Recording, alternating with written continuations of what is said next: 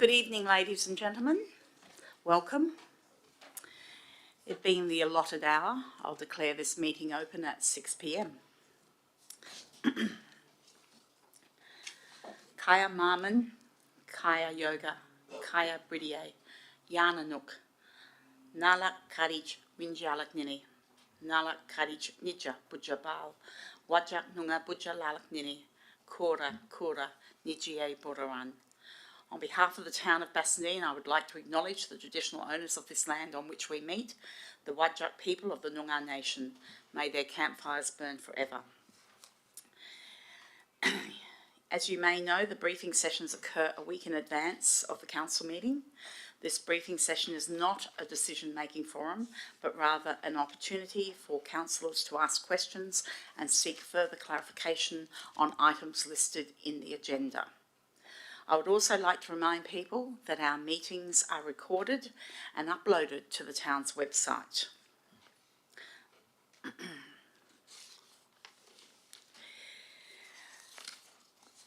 Attendances and apologies now.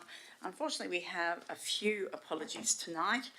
We have councillors Wilding, Carter and Ames who are absent tonight for various reasons, and officers, I think we have a full complement of officers.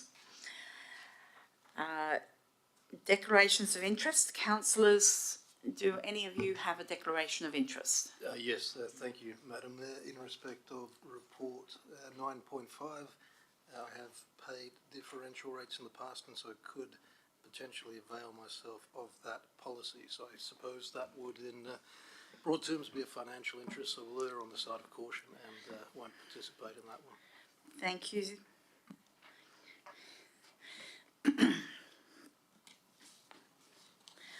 Announcements. I have one announcement tonight. A resident, Mr. Alan Kickett, passed away recently, and the town of Bassendean offers sincere condolences to his family.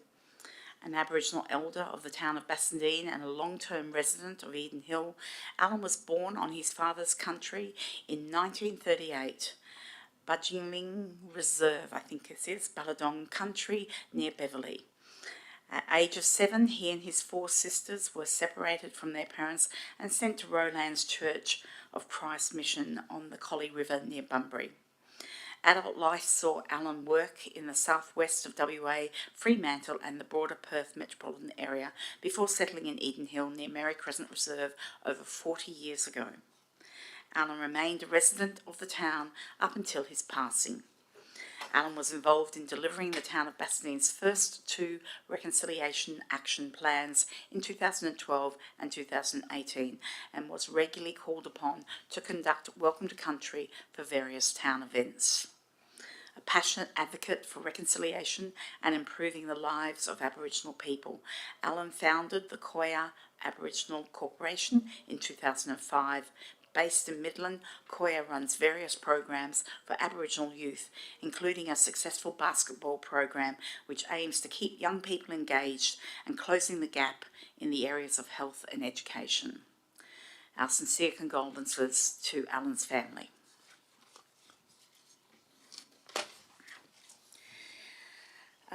Item 5 is petitions. I don't believe we have any petitions to be presented tonight.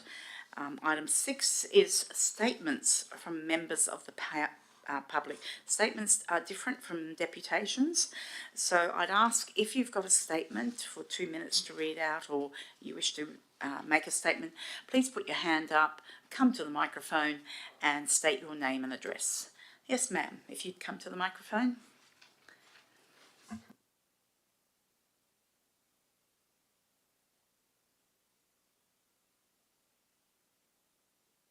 Just turn the microphone on.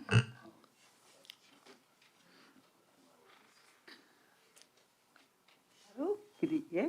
Yes, that's better. Oh, thank you. Good evening all.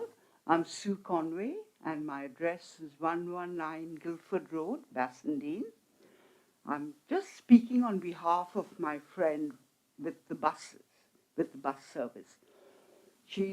I went to see her today and she's very upset because she hasn't been able to get onto the bus. I mean, she's able to get on and off and that. She doesn't use a wheelchair or nothing. And So, ma'am, I think you're talking about the community bus, are you? yes, the Okay. volunteer bus service. So, what I will ask is for, if you could, have we got a phone number for this lady or contact? Yeah. If we could have your contact details, I'll get one of the staff to actually talk to you about this during the week, because obviously we'll need details about the person, where this person lives and things like that. So if I could ask one of the staff to grab your details, that would be excellent. Okay. I spoke to the lady in the office today. And, she said that she sent an email to this lady's doctor, a form which he has to fill in for insurance or something. Okay, so there are procedures that need to be followed, Yeah. and I can't help you in this forum. I think it would be best if one of the staff could actually contact you during the week to go through the details so that you can assist your friend as required. But I do understand that, yes, there are procedures that have to be followed, and once the doctor's certificate has been provided, then these people can use the service ongoing. So it sounds to me like it's a little bit of a hiccup at the beginning, but I'm sure that it can be resolved quite easily. Okay. Thank you. Thank you. Thank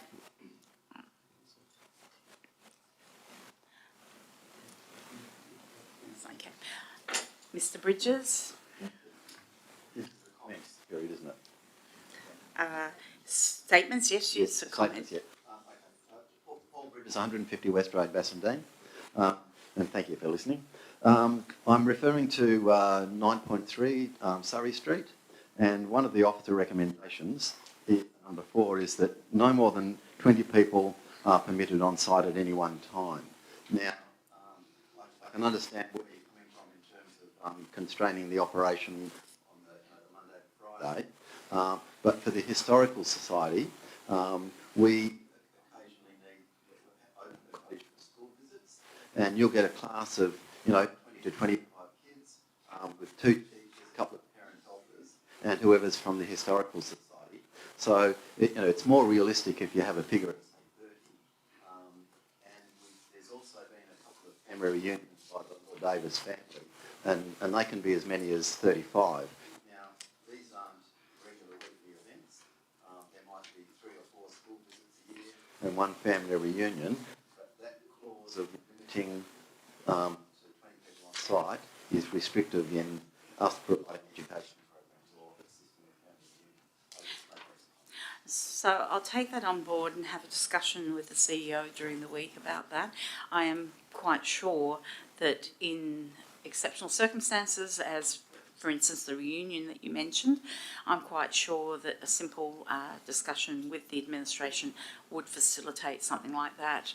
But I'll have a discussion with the CEO during our meeting this week and ask for a response to be provided. Thank you. Okay. Are there any more statements from members of the public?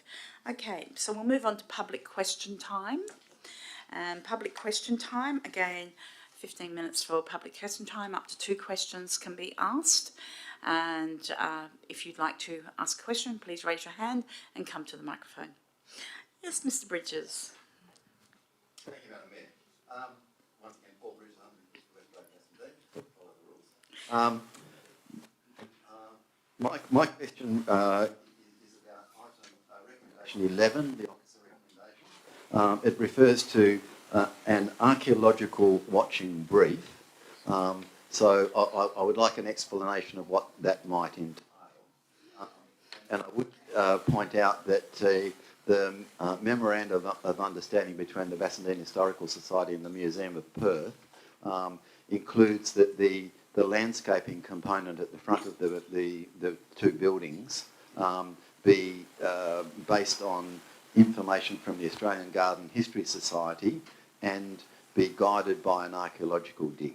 Now, at the moment, there's been a couple of archaeological digs done on site, but only 2 single square metres have been excavated in front of the cottage, which is the critical path for the garden design. Now, the president of the Australian Garden History Society also lectures in landscape at UWA, and he's got students that are now preparing a plan for the gardens out the front. So any landscaping plan that you get should be guided by the Australian Garden History Society, who are the subject matter experts. But if someone could give me an explanation of what is meant by an archaeological watching brief. I will refer to Mr Gibson. Through Madam Mayor, that condition, proposed condition 11, was recommended in response to feedback from the State Heritage Office. So the town has recommended it out of respect for their submission. It's for that reason that it's to the satisfaction of the town, but on the advice of the DPIH. The information that they've given us on that particular aspect is that it's simply to require any material uncovered during any earthworks or movement of the soil to be appropriately dealt with. So I don't think it falls foul or compromises anything you've just said about what the plans are for the site. It simply requires that if there's any material uncovered that may be historically significant, that it's dealt with to the department's satisfaction. That said, staff can certainly get some more detailed information from the department during the week and distribute that to councillors. Yeah, sure. Look, my understanding of if an archaeological dig is conducted on private property, any Aboriginal artefacts go back to the appropriate Aboriginal body, but then any artefacts found belong to the property owner. But anyway, I'm sure that there'll be no issue on that one. I do have a second question, if that's... Yes. Would you like... Might I also suggest, Mr Bridges, that if you have details such as the preamble that you gave to that question, you might wish to put it in writing to the administration so that you can get some of the answers that you want. That might assist you going forward, because you've mentioned the Garden Society and a few other things. I know you've mentioned that to me as well. All right, I'll prepare a brief that will go to the staff, and I'll also send that to councillors so they're aware of it. Thank you. If I might do my second question? You may indeed, yes. Now, in terms of the building renovations that are proposed, and I will say I'm fully supportive of what's been put forward, but for one minor consideration, and that's that very clearly in 1893, when the residence was built, it was linked to the cottage. That means it was hard and fast fixed to the wall, and the reason for that, as explained by Michael Whitbread, a former planner at the town of Bassendean, who handled your heritage stuff at the time too, he said in those days you could only have one house per title, and so therefore the new owners then linked the cottage to be the extra 2 rooms of a 5-room home that they built, making it a 7-room home by linking the two and not having 2 separate dwellings on the block, which wasn't quite legal at the time. Now, the plans that have been submitted, and this can be overcome when the building application goes in, and certainly Mr Harley is sympathetic to this because he understands the history behind it. But even when the 1952 re-roofing was done, again, it linked hard to the cottage. Now, we're told that there needs to be a 50mm gap. Now, I don't understand where that logic comes from, because I have recently, in the last couple of years, had extensions done to my home which have linked a brick garage to my house and to another building on the site. All are now interlinked, and there's no gap required. So my question would be, why is the town insisting on a 50mm gap when historically that detracts from the story of why this is the only remaining pensioner guard cottage in the state that's intact? I will ask Mr Gibson to... Through Madam Mayor, we'll have to take that one on notice. Yeah, So, thank you. thank you, Mr Bridges. Okay, so are there any further questions from members of the public? In which case we'll move on to deputations. So the first deputation I have is from Mr. Clive Brown. If someone would like to put a seat at the front here, and so Mr. Brown can have access to the microphone, that would be excellent. And the microphone that's in front of Councillor.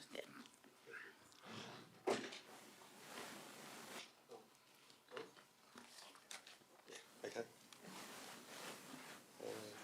Can I just give these out, if you would be so kind, and if I can clean some up for me? There we go. That's plenty there. More.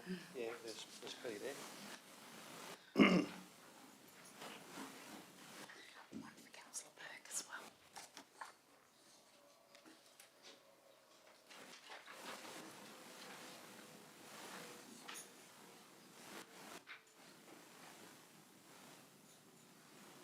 It's the same, isn't it? Yes.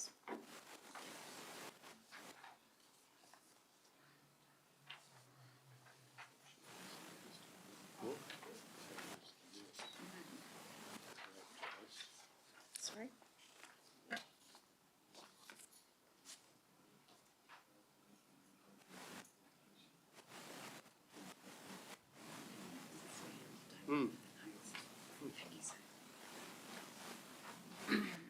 So, Mr. Brown, just a suggestion.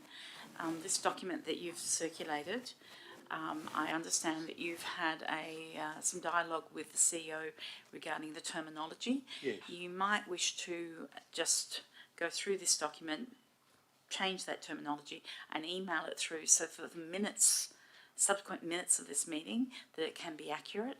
Okay, thank you, Madam Mayor. Yes. Okay.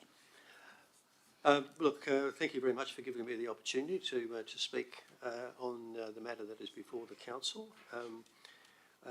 There is a misuse of terminology in the document. I apologise for that in advance. And where it talks about zoning or rezoning, it should talk about change of purpose. So if you would be kind enough to put change of purpose in where rezoning or zoning occurs. So this submission opposes the application made by the Perth History Association to have the property at 1 Surrey Street a change of purpose to community purposes. As you know, the property contains the Pensioner Guard Cottage and a house known as the Residence. And 1 Surrey Street is the middle of a residential area, and it is not contiguous with a commercial or industrial area. And generally speaking, under the Town of Bassendean planning scheme, which defines various zones for the community, residential zones are set aside for the purpose of residents to live, although some exceptions do apply. This application seeks two things from the council. It seeks one, approval of building alterations, and secondly, a change of purpose of the property. And I just wanted to make it clear, particularly to those newer councillors who I congratulate on being elected, that the council can approve both, reject both, or can approve one and reject the other. So there is no requirement to accept or reject all of the things in toto, but it is up to council to determine which way it wishes to go. I won't go through the document, it's too long to read, but I'll just very quickly refer to bits of it as I go through. So page 1 talks about a letter the residents got, including myself, where it was talked about by council that what was being looked at was to establish an education establishment. We looked at that question as to whether it was an education establishment, and the council officers have determined now that it isn't, and have looked to put it under the regime of community purpose, dealt with on pages 1 and 2. The application in relation to change of purpose relates to the residents and not the cottage, so you will see that from the application itself made by the association. The community purpose for which the association seeks the change is to enable it to establish an office to house up to 20 people who will work for the association.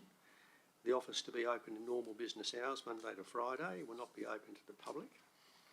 And in terms of car parking, the intent of the recommendation is that, with a save for a few car parks on the property, all the remaining car parks will be in the street. And Surrey Street is a street that has car parking on both sides, which will mean that people wishing to go through the street will be restricted to one lane and having to give away to oncoming traffic one way or the other. And I make the point that this will be not a short-term measure like we see with the football that happens maybe 10, 15, 20 times a year maximum. This will be 5 days a week, presumably for 48 weeks of the year, less public holidays, plus the football. And so for local residents, that will be an impact. Page 3 deals with what a community purpose is, and a community purpose is determined by the use of the building and not the building itself. If you read the definition that council officers have provided in the briefing paper, you will see it goes to use rather than the building itself. The intended use of the residence, you will see from the plans, is to put in a number of offices and a gallery, although it's not clear what the purpose of the gallery is, because under the officer's recommendation, the proposed office will not be open to the public during the week. It is argued on page 4 that the residence has been used for other things in the past, and if you review those other things in the past, you will see they were educationally based, so they were in fact education institutions, as opposed to what is now being proposed is an office. So it is quite distinct. In any event, town planning schemes are designed to keep current community values in place. Referring to something that happened 10, 20, 30, 50, 100 years ago is irrelevant. When the residence was built, my neighbour tells me there were horse stables over the road. No one's suggesting that you could allow horse stables again in that area. So what happened years ago is irrelevant. Is it relevant that the proposal come from a non-profit organisation? No, non-profit organisations required to comply the same as everybody else. In terms of the structural renovations proposed to be undertaken, an impression might be gained, and this is dealt with on page 4, an impression might be gained that the structural renovations proposed to be undertaken are a trade-off for the property being, or a change of use of the property. That isn't so. If you like, council has already done a deal with the association to renovate the property. That deal was done in 2001. And that deal was done following a bid by the association to purchase the property, because the bid was not just a bid for $1 to purchase the property. The bid was to undertake a series of works each year, every year, over 4 years, at the cost of $50,000 per year. Now, I don't have access to the building, but I am led to believe that the renovations have not taken place, as indicated to council at the time. And I set out for the information of council in the agenda sheet the decision of council of the 27th of July 2001 that makes it very plain that the council decision at that stage was not based on the association paying $1, but it was based on the fact that the association agreed to undertake works each year over 4 years with an amount of money attached. So that what was before the council and what the council accepted at the time was that 25% of the work would be done in the first year after purchase, 25% of the work would be done in the second year after purchase, and in those 2 years the primary work was to be done in relation to the residents. Now, why is that important here? In this application, the association says we have made a commitment to council and to the community to undertake the works proposed in this application, and we intend to stay true to those commitments. My understanding is that those commitments were given before. Those commitments were given in 2001. And so I don't know why they haven't been, if they haven't been implemented, but I do suggest that before council give consideration to this matter next week, that councillors do a number of things, and these are set out in terms of page 7, where I suggest 6 points to councillors to review. Sorry, it might be page 6. I just can't flip page 6. I'm sorry. and that is to satisfy yourselves about the expression of interest that was undertaken in 2001, to confirm or otherwise the key reason why councillors at that time supported the property being sold to the association was the association's commitment to renovate the residence, not the $1 sale price, and to confirm all of those details because they're not covered in the briefing note, and in my submission they ought to be looked at by councillors in consideration of this matter.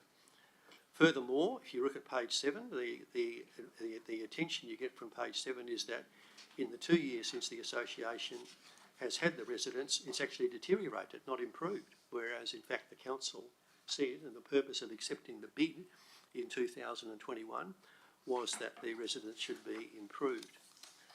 So I suggest before council consider this matter thoroughly that council have a look at the commitments previously given by the association, both in relation to the upgrading of the property and in relation to the staffing of the pensioner guard cottage.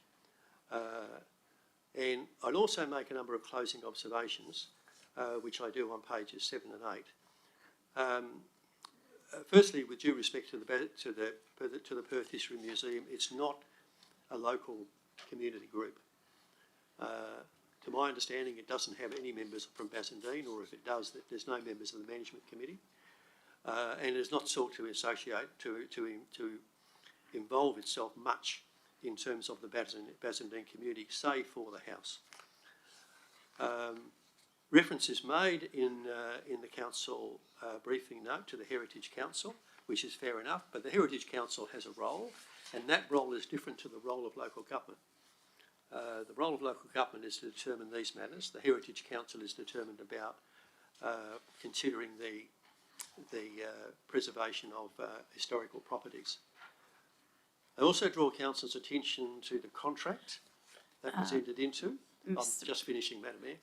Well, you're going past time. I just, okay. very quickly. All right, I'll just make one final observation, and that is that if the council is minded to approve a change of purpose to allow an office to be created for 20 people with on-street parking, then I can't see how the council can refuse similar applications from other bodies in every residential area right across the town of Bassendean. Mr Brown, if you'd like to stay there, Oh, councillors are now able to ask questions. So, councillors, yes, Councillor Plivka. Oh, yes, thank you. Speak to the microphone, that might help.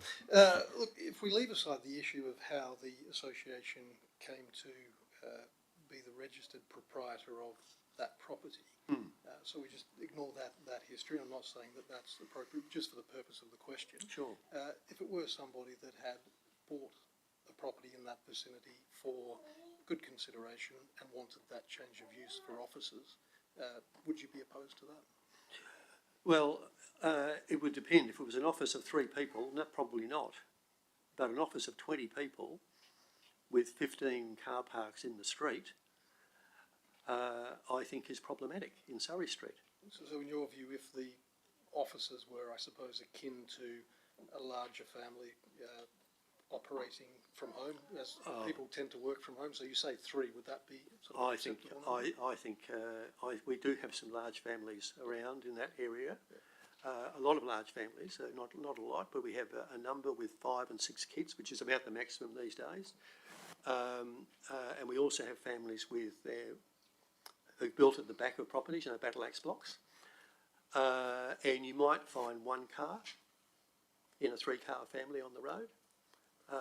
In fact, you will find 1 car in a 3-car family. There is a pool business in the street where you will find 1 car in the street from the pool people. I suppose we have a situation where you might have adult children with the cost of housing being what it is. Say you had a family of 4, you might potentially have up to 4 cars. Obviously not 20, but you might have. Well, you might have, sure. You could have a couple of cars. Of course, if you own the residence, you are entitled to park on the verge. Yeah. Right. So if you're the owner of the residence, then under the bylaws of the council, as you know, the owner of the residence can permit others, whether they're members of the family or not, to park on the verge. So in order not to inconvenience people, you could do that. And in fact, there are places, to my knowledge, around the town of Bassendean that have actually taken out any lawn at the front and have converted that into an easy parking area, and cars park there at the front where they do have a sort of a larger mob that live in the house. I would just interrupt there and say that there are planning guidelines about that, Right. and it's not permitted to take out the entire verge to Right. use for parking. So, Right. so But I guess just in summary, so the number of people that would potentially occupy those offices is problematic to you, and there would be potentially a number which would be acceptable, but 20 is not that number. Well, 20 is not the number, but the other question for me is this, which I think is an in-principle question for the council, and that is this. For all of us that have moved into that area, I've been there 15 years. This is my biggest investment. My neighbours have invested in the area after me. It is their biggest investment. They all have big mortgages, and it is their biggest investment. They selected it because it's a residential area. If they'd have wanted to move into a commercial area, they could have moved into the commercial area of the town. They didn't. We certainly accept that and understand that most people, their home is their largest investment and something which does need to be protected. In terms of, I suppose, that decision to purchase at that time, obviously the pensioner guard cottage was there. It was there before almost anything. In terms of uses, I'm hearing that offices, in your view, might not be appropriate, but if it were restricted to services which were ancillary to the maintenance and the conducting of tours of the pensioner guard cottage, so not other matters outside of the boundary of the town. So if it was simply limited to those matters, is that something which would be more palatable to you? Look, I think you can look at places in Bayswater and Midland, and you will see houses there. I think, I'll stand corrected, but I think Clarence House is one. It's an old house, beautifully restored, and it's used to display the local history, done by volunteers and so on. It has a small office at the back, houses one or two people. So that would be an example of what Councillor would be Plifka, acceptable. Yeah, it's I'm probably going to ask you to wind up. It was because- just that. So that sort of configuration, and I'll get details on Clarence House or whatever, but that sort of Yeah, arrangement. don't hold me to the name, but there is two in Bayswater. If you also go into Guildford and you have a look at the new museum there, it's basically taken up with pictures and artefacts and all sorts of things. People go. It's not an office. No, certainly. Well, thank you for those examples. Yeah. I might allow the others to ask questions. So, Councillor John? My question would be, I'll say excellent submission. It's very interesting. I'm looking forward to reading it throughout the week. My question to you is, do you have any issues with the current use as it is? Do you have any problems with how it's being used at the moment? Look, the pensioner guard cottage has been there, well, Paul knows better than me, 1856, I think it's said. We built opposite.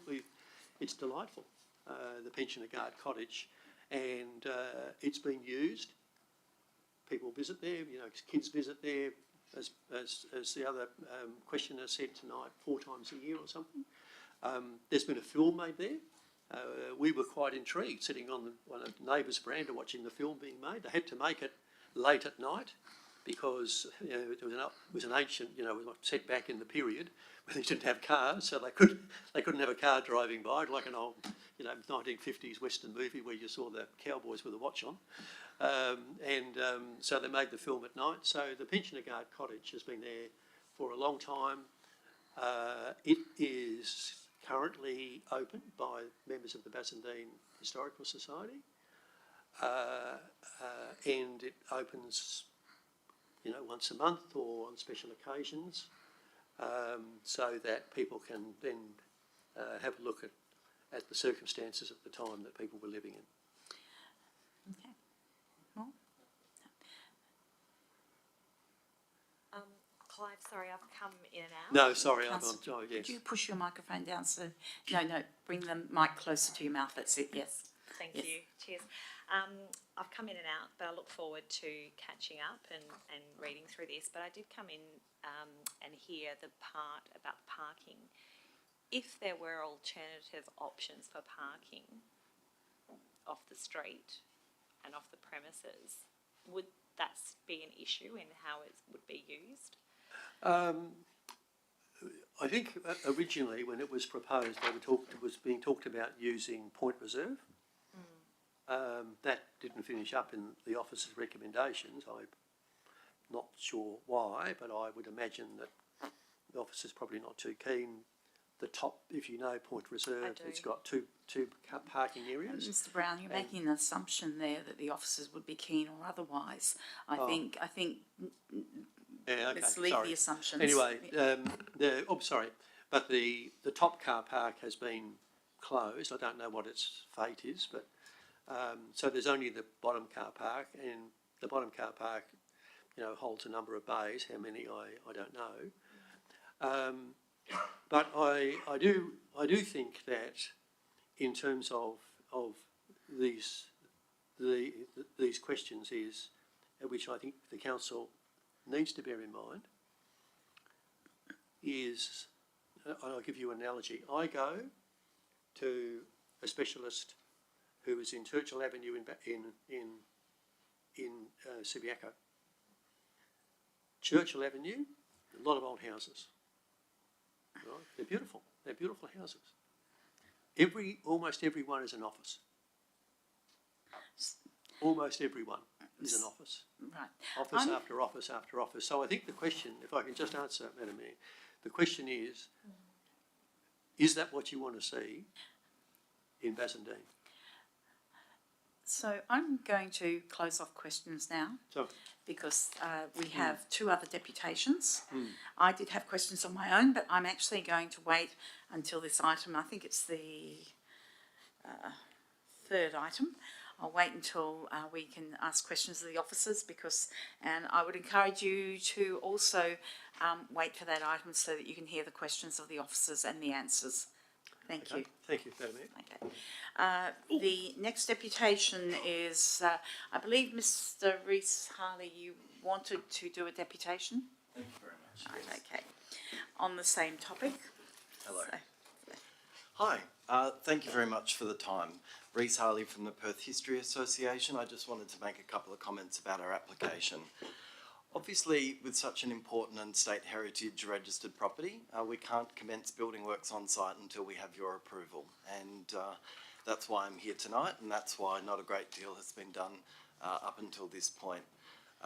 We have been dealing with a very well renowned heritage consultant, Mark Beattie, who was previously working for Element WA, but then moved to another firm, Urbis, and needed some time to establish his practice and hire a heritage architect to bring onto his team, and that caused a little bit of delay while we waited for him to be in a position to put the plans together.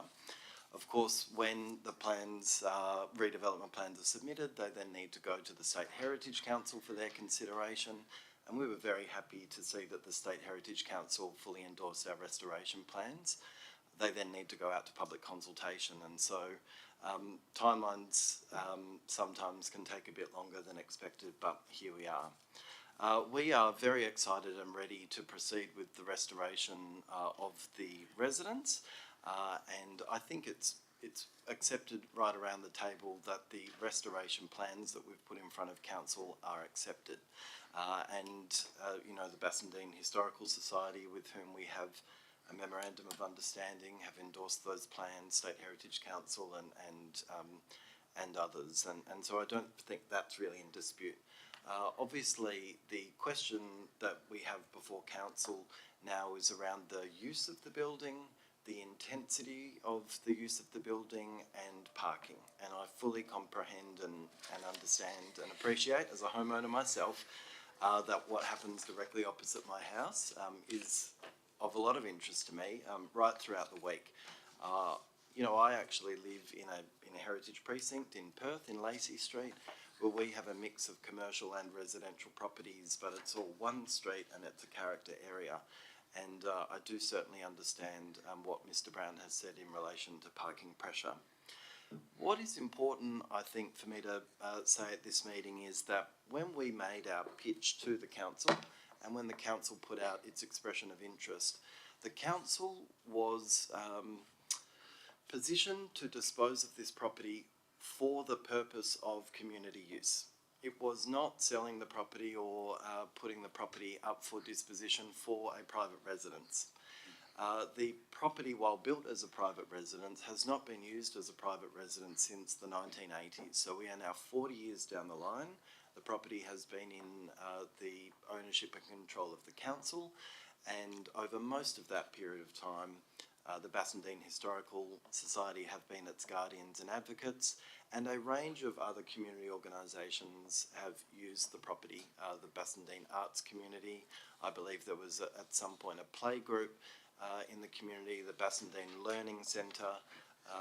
Before council a couple of years ago, the council itself was proposing to use this facility as a child infant health clinic, and that was endorsed by council at the time after extensive consultation. So since the 1980s, this particular property has been considered by the community as a community facility because of its heritage, its history, its importance, the importance of the Bassendean Pensioner Guard Cottage.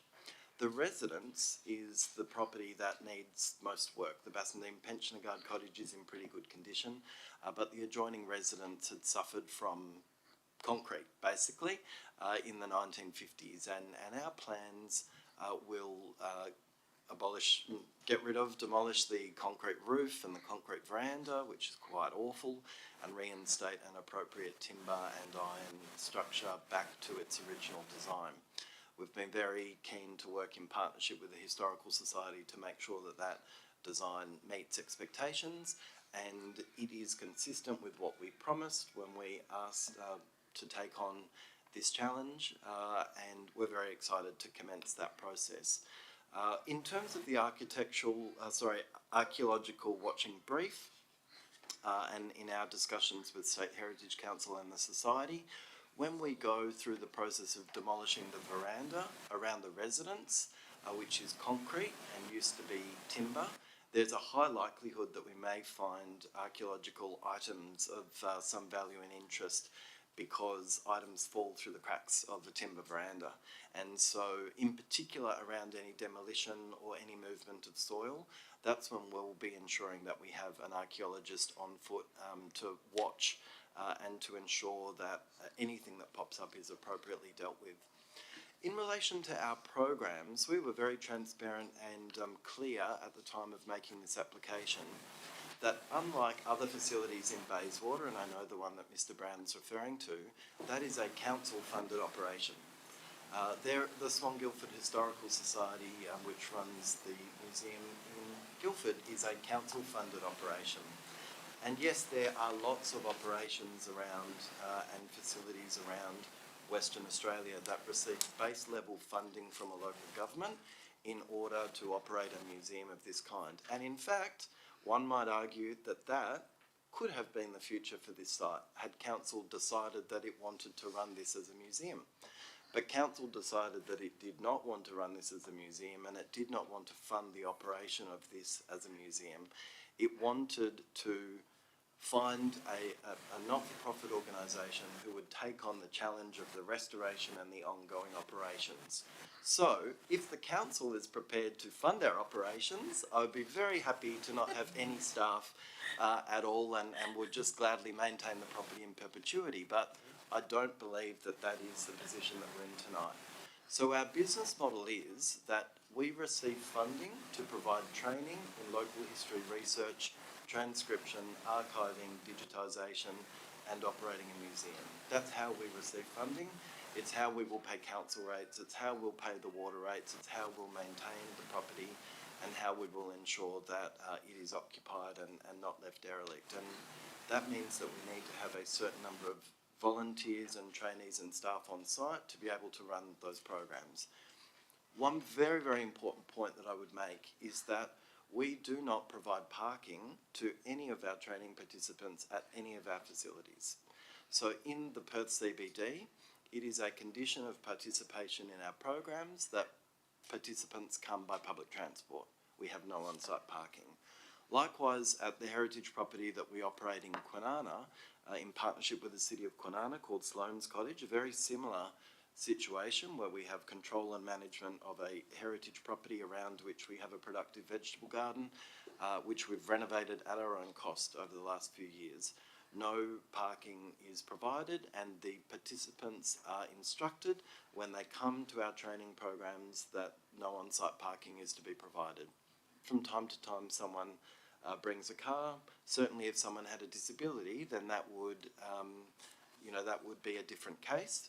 But with our programs, we do not work with training participants who have physical disabilities. They are dealt with through a different stream of the federal government's workforce programs. They go through a disability employment service provider. We don't deal with people in that stream. So, I could hand on heart say that on a normal day-to-day operation, we might have 3 cars on site, maybe 2. Staff member, volunteer coordinator, perhaps a participant who has got a sore leg, but certainly nothing in the order of 20 vehicles. That would not be a normal day-to-day operation for us.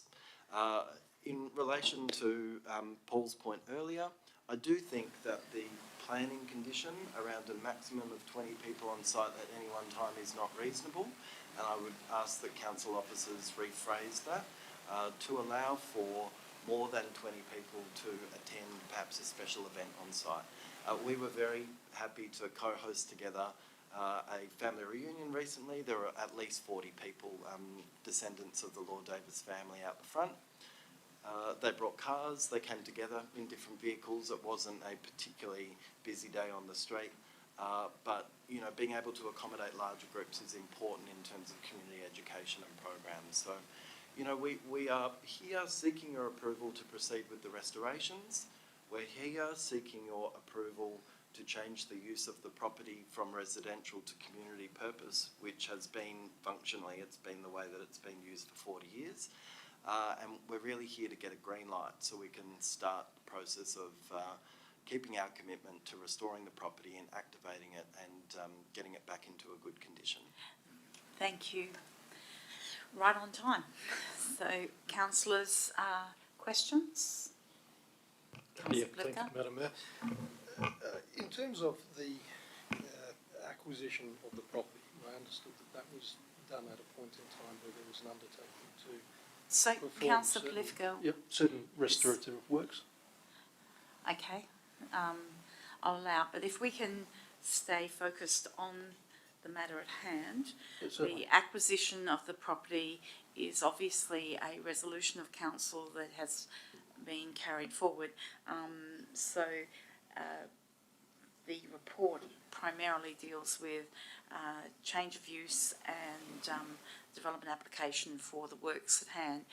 But I'll allow the question about the timeline for the works, but not about acquisition. Not even the timeline, it's just so there was an undertaking to perform certain works, and that forms part of this development application. Yes. That's half of what you're seeking. And I don't understand there to be too much of an issue with that. I mean, everyone would like to see it restored.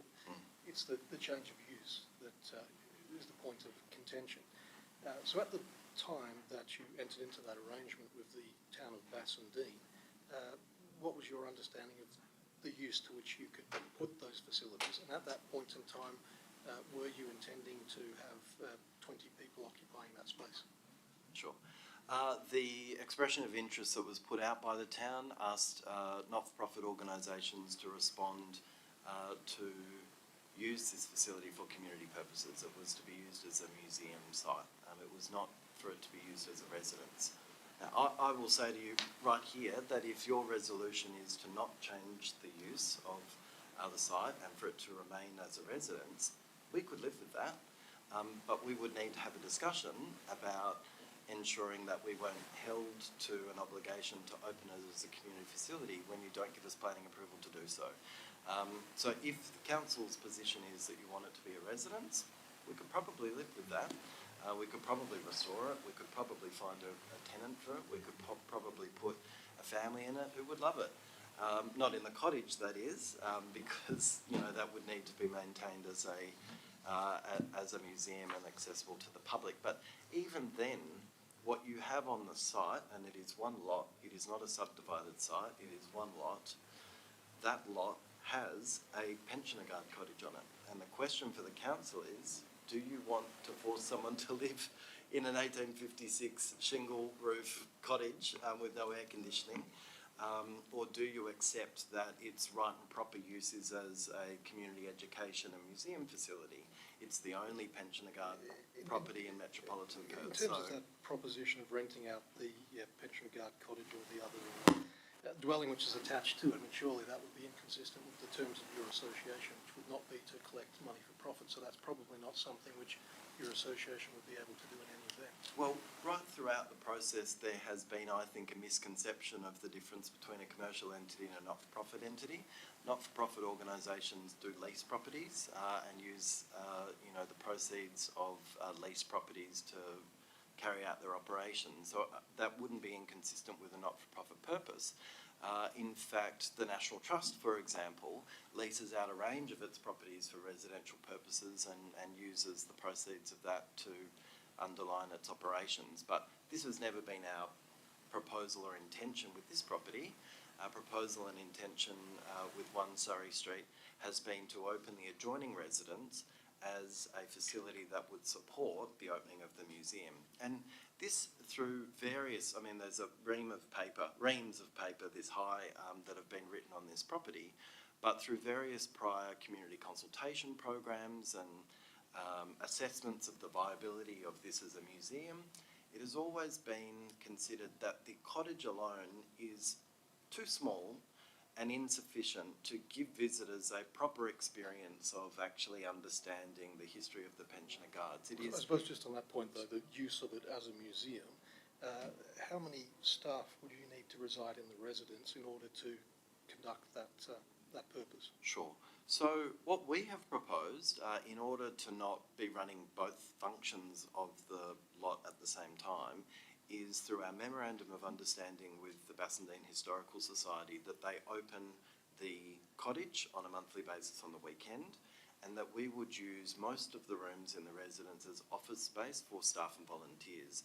However, in our proposal, you'll see that we have designated certain parts of the residence as gallery spaces, in that we would seek to hang historic photos of the local area or extended exhibitions on the history of the pensioner guards. And so it would be our intention that, when visitors came to the site, that they'd be able to go through both properties, not just the cottage, and that would be facilitated either by the Historical Society or by volunteers or staff of ours at some point in the future. And so with the change of use, if you were not permitted to have up to 20 people, you think that there would be a difficulty with you fulfilling that function of operating it as a museum?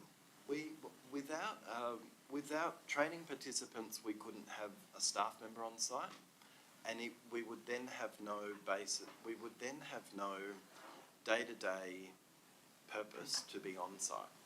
So the residence itself would be an empty house.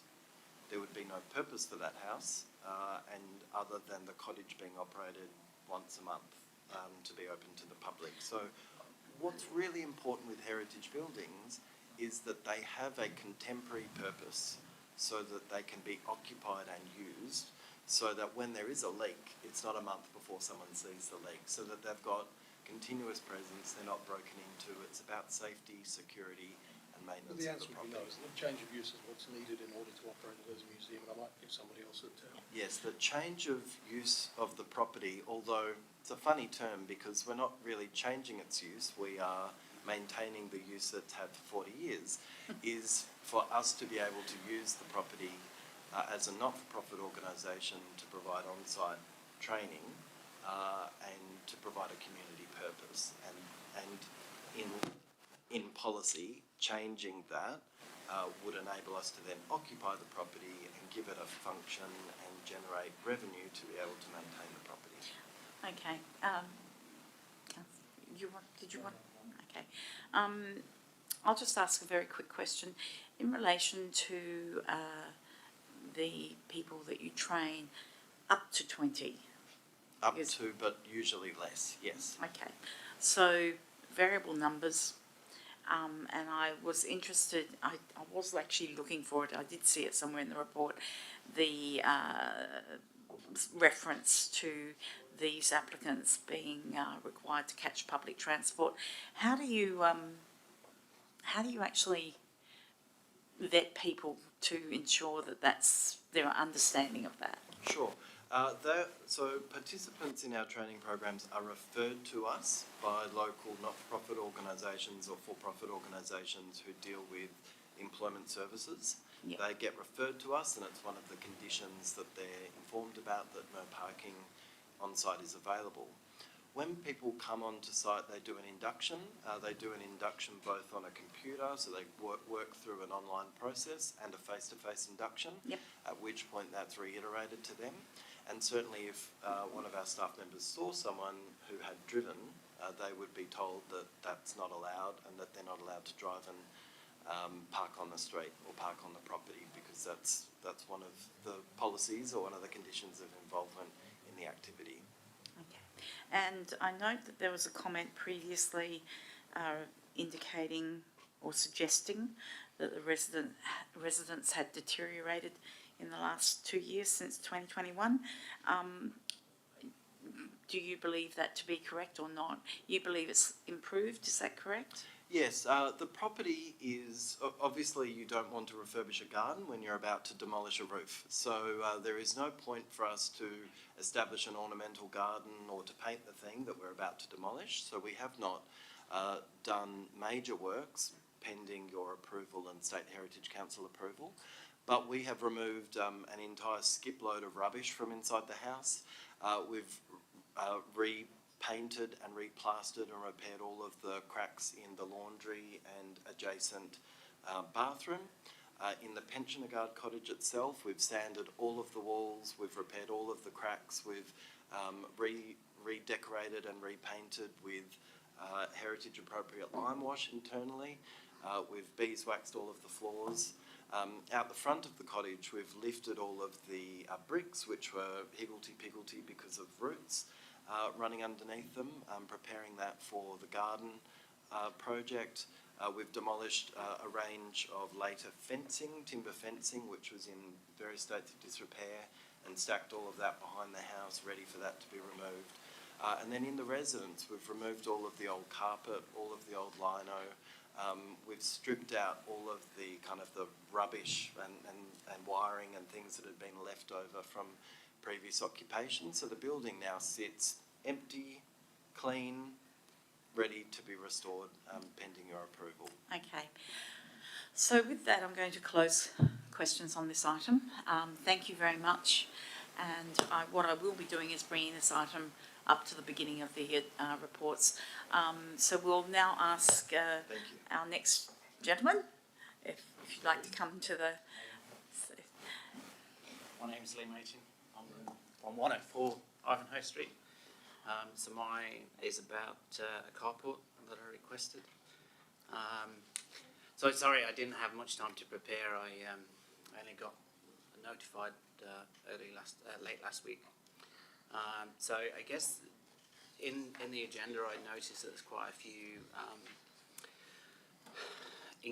slightly incorrect assumptions been made in the assessment.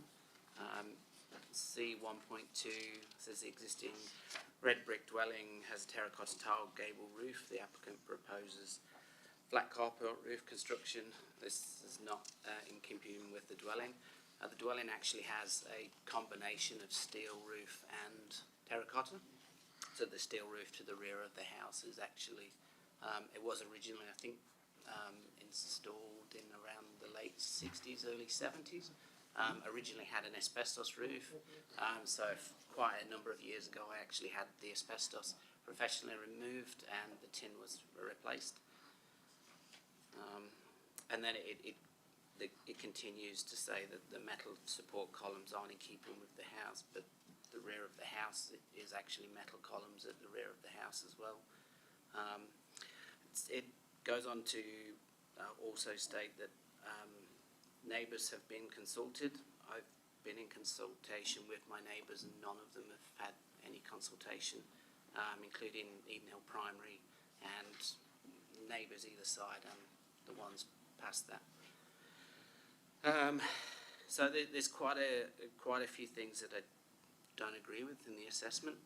I guess I just wanted to put my point forward that I've actually already ordered a electric vehicle.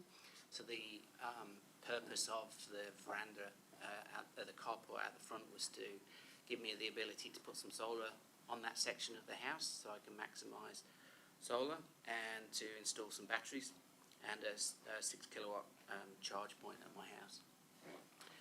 So that's pretty much the intent of why I wanted to do it. Council planning did state that if they would be more inclined to accept it if it was terracotta and it was the roof lining was continued out. Unfortunately, when I did quote that up, the cost was far exceeds double the cost and would make my financial situation impossible to deal with, and basically mean I wouldn't be able to buy the batteries or the solar. Yeah. Okay, That's that. thank you. Councillors, would you like to ask questions? No? Okay, thank you, sir. Cool. That's easy.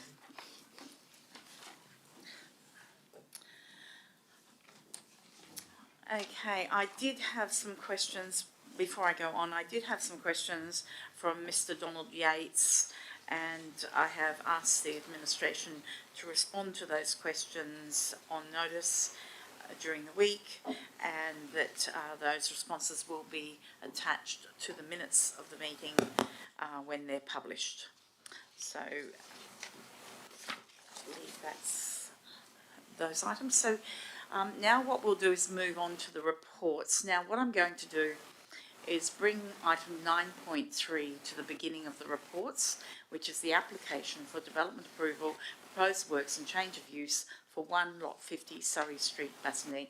I'll ask Mr. Gibson to provide any comments that you'd like to have on this item. Mr. Gibson. Through Madam Mayor, as we've heard, the purpose of this report is for Council to consider an application for development approval for the restoration works and a change of use of the existing buildings at 1 Surrey Street, Bassendean. As you can see, the officer's report doesn't seek to address, nor should it address, the transaction as to how Museum of Perth came to own the property. It's limited to the matters relevant to an application for development approval. And one thing that is relevant to Council's decision making on this matter is its previous decision making, and most particularly its previous decision to actively pursue the redevelopment of the site when it did own it as a community purpose comprising various elements including a child health clinic, museum, art studio and community space. That proposal was only 3 years ago and is a relevant consideration as it sets an informal benchmark regarding the level of activity that Council is willing to support on the site. Town staff are of the view that the current proposal represents an external impact that is no greater than what Council had previously supported.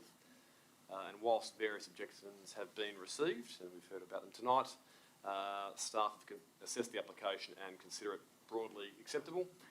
It's therefore recommended that Council approve it subject to the conditions listed in the report.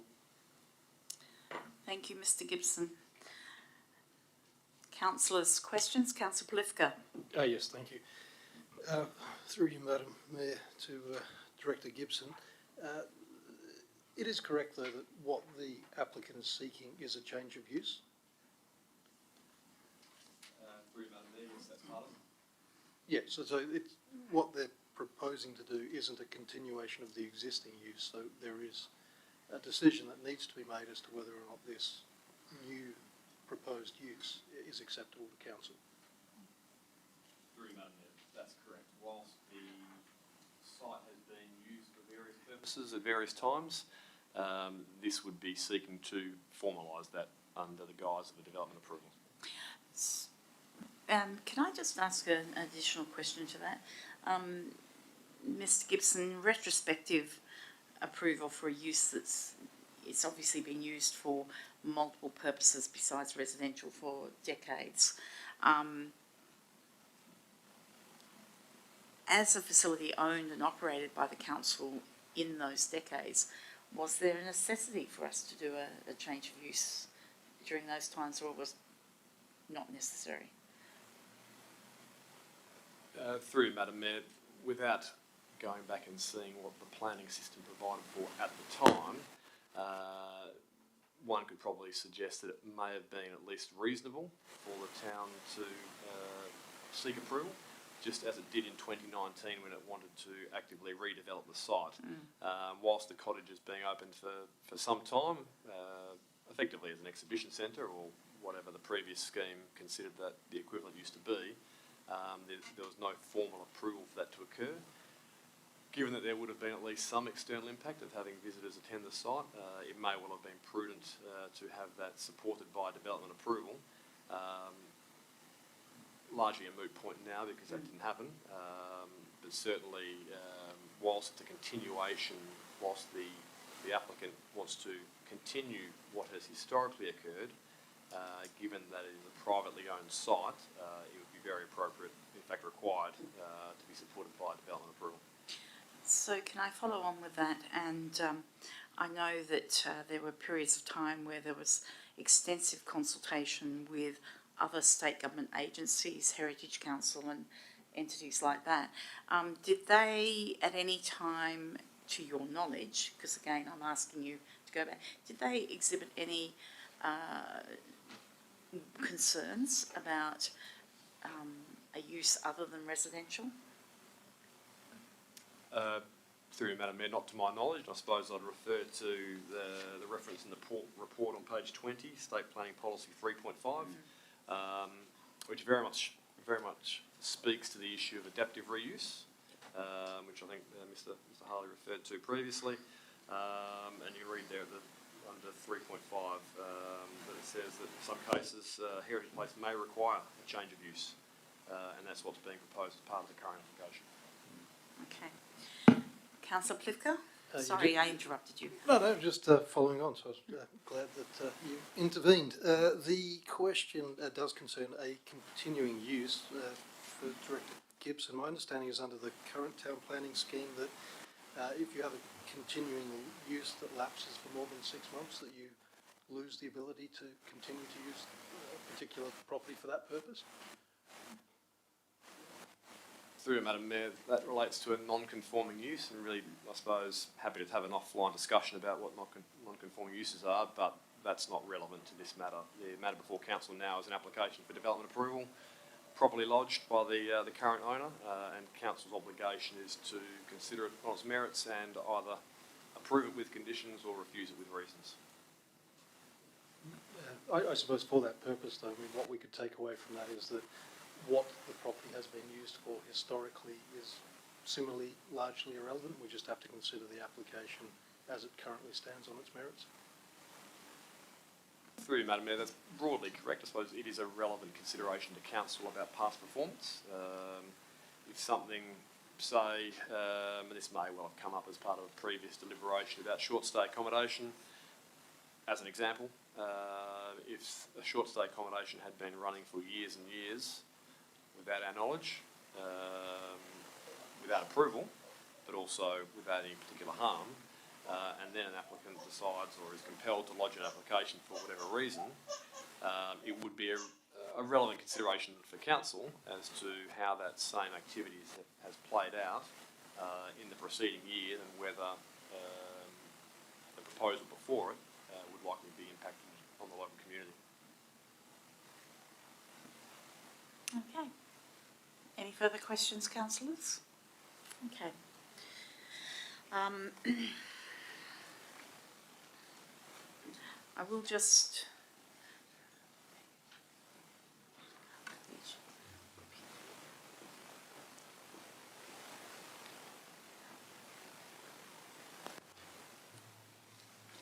Can I just ask about the disability parking for that site? And again, there was a portion in the report or in the attachments indicating that that bay would be located at the rear of the building, and that planning is to be provided to you subsequent. Not having the plans in front of you, do you have any idea of the approximate location of where that bay would be? Or it has to be provided by the component? Through you, Madam Mayor, both. We'd have an idea of where it would end up. Obviously, it would require the submission of a formal plan to specify it more accurately, but having visited the site a number of times, we would imagine it would be somewhere tucked away behind the rear of the residence as best as possible so as to not impact the streetscape. Okay, and that rear section of the residence that's going to be removed, I'm assuming that that would create more space at the rear for such parking. Would that be correct? Through you, Madam Mayor, quite likely, but in any event, there's quite a bit of space behind the existing residence as it is. Okay, and can I just ask one subsequent question? There are a couple of trees in that backyard. They would not be affected because I think they're closer to the boundary at the rear. Would that be your assumption? Through you, Madam Mayor, I'd have to check the aerial photo, but Yep. Excellent. Sorry, I actually couldn't read that properly. The print was very small. Okay, that's all I've got in respect to questions. Thank you very much, Mr. Gibson. And we will now move on to go back to the beginning of the agenda, which was the management arrangement for Hyde Retirement Village. So, Madam Mayor, if I may, given that we've got someone in attendance, yes. would you like to go to 9.8 perhaps? the carport. Yes, okay, we'll bring 9.8 forward as well, sir. So again, this is yours, Mr. Gibson. Thank you, Madam Mayor. The purpose of this report obviously is to consider the application for development approval for a proposed carport at 104 Ivanhoe Street. Staff have assessed the proposal and due primarily to the flat roof nature of the proposed structure as opposed to the materials, consider the application is unacceptable and it's therefore recommended the council refuse the application for the reason listed. However, it is obviously open to council to consider the application meets the design principles and it would be open to council to approve the application. I will alert council to an error at the top of page 39 that was highlighted by the gentleman. There's an omission of a word there. The application, it should read, the development application was not referred to adjoining landowners for comment on the basis that there were no specific impacts on abutting sites and the property is directly opposite a school. So there's a typo there that will be fixed up during the week. But in any event, staff have undertaken the assessment, as you can see on pages 39, 40 and 41, and have determined, again, based on the flat roof nature of it, that it's unacceptable. Thank you, Mr. Gibson. Councillors, questions? Yes. Councillor Plifka? Yeah, through you, Madam Mayor, to Director Gibson. The setback for a carport, what is the prescribed setback? What would we ordinarily strive for with an open carport as opposed to a garage? Through you, Madam Mayor, if you look at the bottom of page 39, the R codes require a 6 metre setback, which can be reduced to 3 metres. Okay, so but in terms of, I suppose, the configuration of these older houses, is that sort of on that street, are those the sort of, original workers' cottage type configuration of houses? Through you, Madam Mayor, in some instances, possibly. So in terms, though, of, I suppose, accommodating a carport, there are going to be limitations by virtue of how close to the road these houses were built in the first instance? Through you, Madam Mayor, in some instances, yes. And is it being put that if there were, I suppose, stylistic changes to the carport, that we would be able to overlook that shortcoming in terms of the setback? Through you, Madam Mayor, yes, that's correct. So I suppose the conversations that have been had with the applicant have acknowledged the desire for the reduced setback, 0.6 metres in lieu of 3 or 6, depending on the nature of the proposal. But the quid pro quo being that the policy provides a presumption against flat roof carports. So you can certainly have a flat roof carport as a deemed to comply outcome, so long as you set it back sufficiently so as to meet the deemed to comply. But in terms of a design principle assessment where we can contemplate a carport far closer to the street, the view of the town is that whilst it doesn't need to be clad, it doesn't need to be finished in terracotta tiles, and the town would be willing to accept a suitably colour-bond material. One thing the town is, I suppose, pushing harder for is a gabled carport. And I suppose the final question is that in terms of the, I suppose, setting a precedent for the built form, we obviously wouldn't want people in future to argue that, well, somebody has a carport at that distance, so we're going to have a garage. What protections can we put in place to identify this as, I guess, a transition from older houses which didn't accommodate for motor vehicles and their parking to newer buildings which might be constructed so as to not have people argue that, oh, my neighbour's got a carport, so I want my garage set back 0.6 of a metre. Through you, Madam Mayor, there's no absolute protection, but I suppose equally the R codes are quite specific in considering carports and garages very distinctly. So if we were presented with a proposal here or anywhere else that provided for a carport at 0.6 metres, there would be different design principles to assess against, and obviously a different outcome, arguably, given that the bulk of a garage is different to that of a carport, which by its nature is quite open. So I don't think it needs to be a particular concern of council as part of this application that if it was to entertain a 0.6 metre setback, with or without a gabled roof, if we were to receive an application for a garage at the same distance, it would be entitled to its own assessment against the design principles, and it would get its own decision. But I don't think one sort of will necessarily impact the other because, as I say, the R codes treat them quite differently. Great, thank you. Mr. Gibson, can I just confirm one of the comments that you made was that if it was a gabled roof, the material didn't necessarily have to be tiles. I think that's what you said. Okay. Has the applicant discussed that option with you? Through you, Madam Mayor, I'm quite sure that this town have had that discussion with the applicant. Okay, thank you. Okay. Councillors, any further questions on this item? Okay. So we'll jump back to the beginning, councillors. Thank you, sir. you. So we go back to what was originally 9.1, management arrangements for Hyde Retirement Village.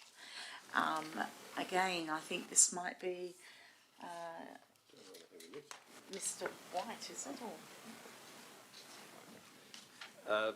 Through you, Madam Mayor, this is a joint production between myself and the Director of Corporate Services, so he's welcome to chime in at any time. But the purposes of this report are obviously for Council to consider the future tenancy arrangements of vacant units at Hyde Retirement Village. The report is being provided in accordance with Part 6 of Council's resolution from December 2021, which requested a report on the pilot project with Connectivity Park. As the report sets out, the pilot project has worked very well in our view, and it is recommended that it continue. The town has discussed the matter directly with Connectivity Park, and both parties are comfortable with the recommended approach. Further, as part of this broader report, it's recommended the council amend the existing HRV policy as attached. The amendments to the policy are reasonably modest. It's putting it into the more contemporary policy format, which is more aesthetic than anything else. But there is also a provision regarding how we treat any future vacant units, and the answer to that is that we would be looking to transition them to Connectivity Park as they become available. Thank you, Mr. Gibson. Mr. White, do you have anything to add? Or you're... No, thank you, Madam Mayor. Okay. Councillors, questions? If not, I've got a couple. So, okay, I just wondered if I note clearly that there is a requirement. I'm actually just being careful because there is a confidential attachment to this report. So, councillors, if we're treading into the material that's in the confidential report, we will have to take this behind closed doors. But the decrease in the commission that is paid to the Vic Park Connect, could I ask, in an agreement that's being proposed, would it be possible to look at a review period on that at the end of the first term, rather than having it just carry over? Yes, through you, Madam Mayor. Yes, that's possible. We can certainly look at that. Okay. That was discussed with Connecting. Okay. I might have a discussion with the administration during the week about that. The other one is that, assuming that the town of Bassendean continues to be responsible for the maintenance and repairs to the units, how is it envisaged that the fee structure in the future will cater for what is a growing cost for ageing units? Through you, Madam Mayor, the fee structure is designed to provide adequately for operational costs on an annual basis, but clearly it would be inadequate to fund any sort of major capital refurbishment. Yeah. Under the previous model, or the current right to life model, there is an upfront capital contribution of $60,000 that's drawn down over the first 4 years of tenancy. That does go some way to creating a reserve fund. There are funds in the High Retirement Village reserve. I have to check the actual amount. It's probably around 400,000 odd from memory, but I have to check that. So yes, in terms of the long-term sort of capital upgrade, you're right, the ongoing tenancy fees, or indeed the maintenance fees paid by the current residents, isn't sufficient to provide a fund for capital upgrade. Okay, which takes me back to my previous question, that it would probably be best to have a review of that fee structure after the first term, rather than go straight through for a longer term with the same structure. Okay, sorry, Madam Mayor, I may have misunderstood your previous question then. Yeah. I thought that was relating to the fee that the town pays to Connect Vic Park for management of the units? Yes, but I guess my question is, if Connect Vic Park are gaining a greater share of units to manage, one would assume that their process, I mean, one of the comments in the report is that already there's been a little bit of streamlining of the process. So, and given that the town will obviously have increasing costs as these units age, my concern relates to the long term rather than the short term. So through you, Madam Mayor, so there's a few issues there. I think in terms of the ageing of the units, every unit has been refurbished prior to occupation by the fixed term tenants, and we'd propose to continue that approach using the funds available in the reserve. In terms of long-term capital replacement of the entire infrastructure, I think that's a different longer-term question. It is. For council in terms of the land use. And in terms of the efficiencies, I think initially the fee was reasonably high on the basis that Connect Vic Park were required to set up the whole of the operating system, working in conjunction with the town. We were developing the management agreement, the lease agreements, the process, the tenancy evaluation matrix, advertising, all of those sorts of things. And so the recent renegotiation is a reflection that now we've moved into a more business as usual phase. Okay. However, I think it's important to recognise that they are a service provider that provides a range of services beyond a traditional tenancy management model in terms of their connection to the tenants, their ongoing involvement in connecting the tenants with each other and with other services that are available in a community housing type model that is being operated at High Retirement Village under this fixed term tenancy approach. Thank you, Mr. White. Councillors, further questions? Councillor Burke. Through Madam Mayor, I couldn't see in the pre-read the terms on what that fee structure includes. Is it just around what's involved in the property management of that fee? And happy to take it offline if more appropriate. Yeah.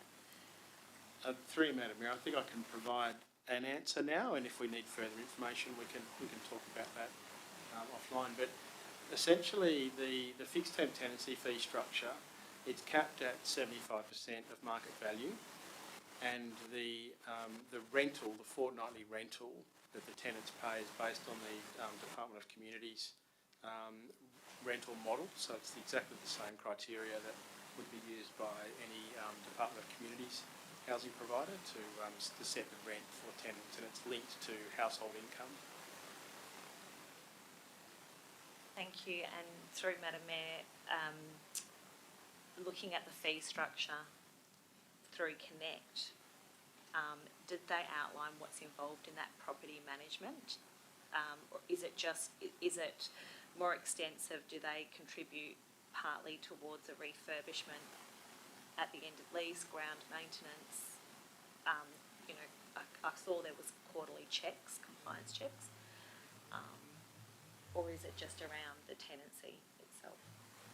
Through you, Madam Mayor, yes, their contribution is not a financial contribution. It's a tenancy management in-kind contribution in terms of the non-financial services that they provide to the tenants. Yep. And one last question. Has that fee been benchmarked against other providers? Not as such. Obviously, it's easy to compare to a commercial rental provider, but it was a pilot project that was undertaken for a 2-year period initially, when the fee was a bit higher than what it's proposed to be now. However, in discussions with Connect Vic Park, it's clear from their perspective that a fee of around this nature is currently required to cover their costs associated with providing the service. And I think from previous council's perspective, I suppose the non-financial services that they provide, there was a judgment call as to whether or not the additional fee structure in place was sufficiently compensated by those additional services that they provide. But there hasn't been a benchmarking exercise. I think this arrangement's not overly common. Connect Vic Park do operate retirement services within the town of Victoria Park as well. So they would have an arrangement with the town of Vic Park. But we haven't gone out and done market testing or any significant benchmarking. Thank you. Okay. Councillors, further questions? Councillor Polifka? Yep, thank you, Madam Mayor. Just looking at the figures, so we entered into this arrangement back in December of 2021. What was the net amount of rent that was derived at that time? If I can just, the trial project started out with less units than what they've got now, but I think Mr. White would have to go backtracking to find that information. The net rent at the time was zero because when we entered into the arrangement with Connect Vic Park, there were 11 vacant units. There were probably about 8 vacant units, I think, when we started talking with Connect Vic Park, and as the relationship developed and we sort of honed the project down, there were maybe 10 at that time, vacant units, and there was a real, I think, push to try and fill the units with people, certainly by council and also by the residents of the units at the time. It was that we'd sort of fallen below that critical mass, and it was starting to sort of have an impact on the village. So we gradually refurbished each of those units as they became vacant, and then once we entered into the agreement with Connectvic Park, they started to gradually let those and fill the 10 within the first few months. I suppose rather than going to the actual figures themselves, I suppose it would just be the percentage change that would be of interest. So as soon as those 10 became tenanted, you would have been deriving a certain amount of income. How much has that increased in percentage terms over the past 2 years with what we constantly hear about the increased cost of rent?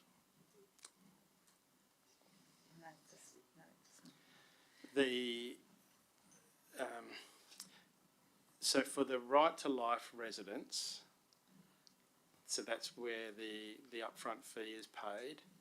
Council sets, they also pay a maintenance fee every fortnight, and council sets that maintenance fee as part of its fees and charges.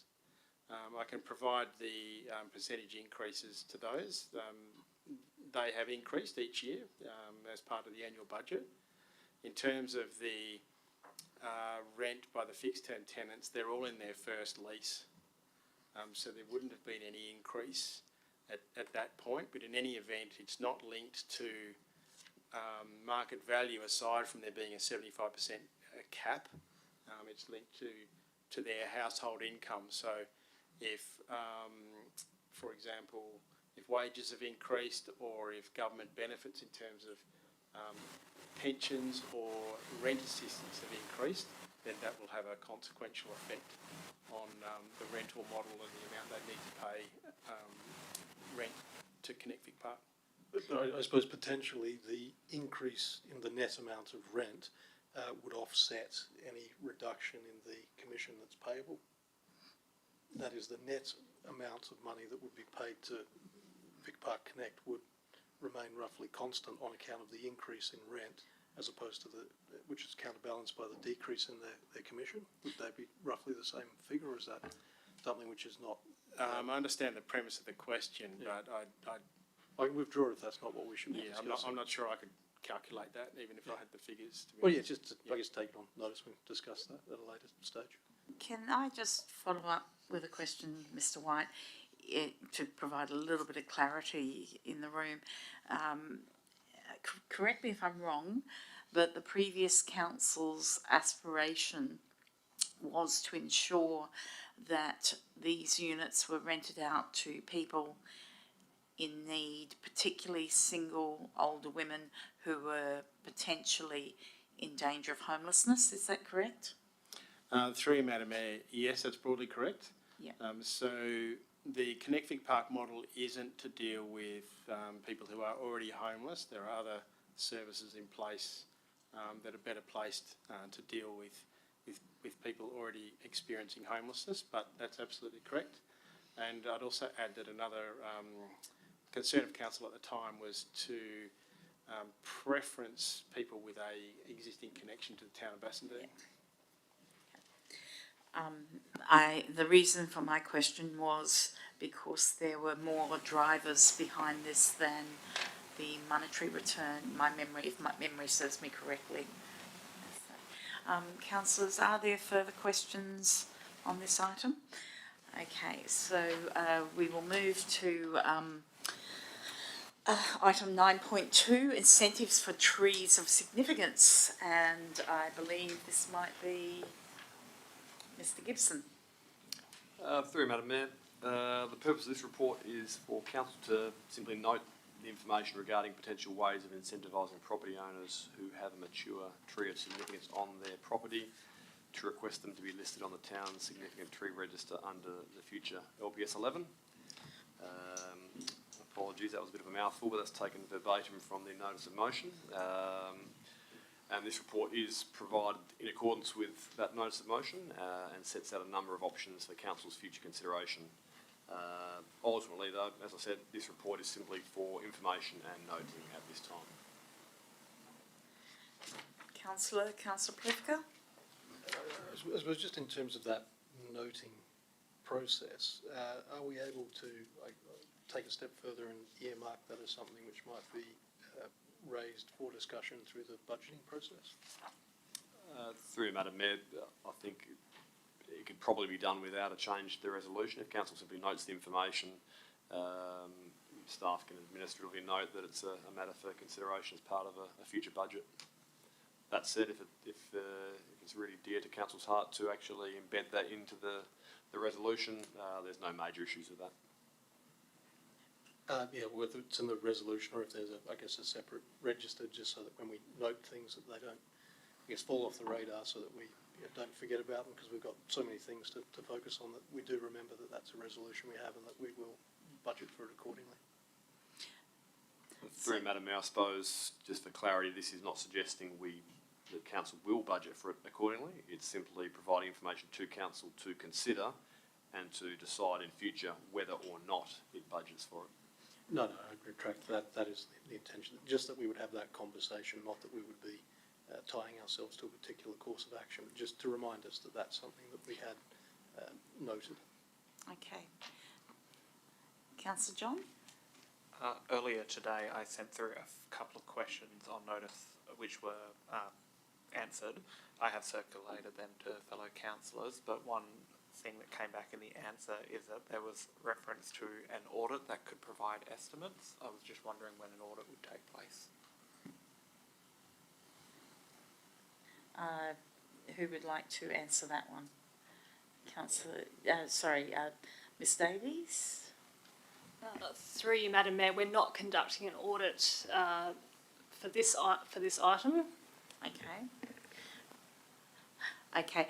Can I just Yes, provide some clarity? Yeah. I think there was two notices of motion by previous councillor McLennan, and there was a requirement to us to go to an RFQ for an audit of trees that might qualify for the significant tree register in the town centre master plan precinct, and so that will help guide, it definitely will help guide this, because it's pretty hard to provide a cost estimate when we don't know the quantum of trees that might meet the criteria of being significant or of enough size to provide the canopy for protection. So it is our plan to do that early in the new year. I think we've been investigating LiDAR surveys and also